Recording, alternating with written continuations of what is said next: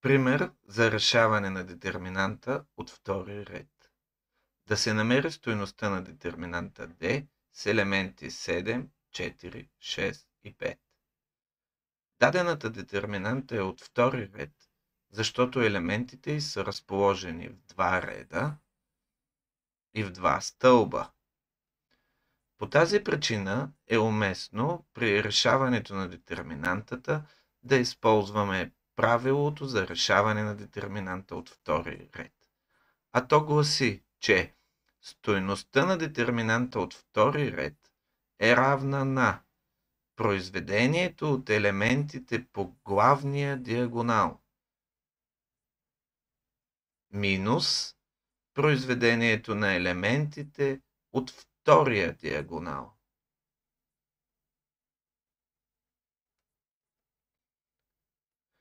При решението на задачата прилагаме правилото.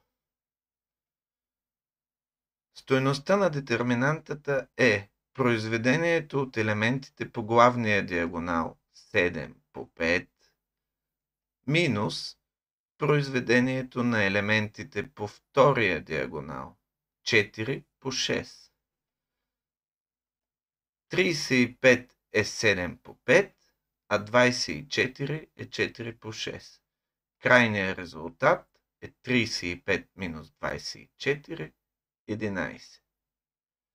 Нека да разгледаме още една детерминанта с елементи минус 13, минус 5, 20 и 9.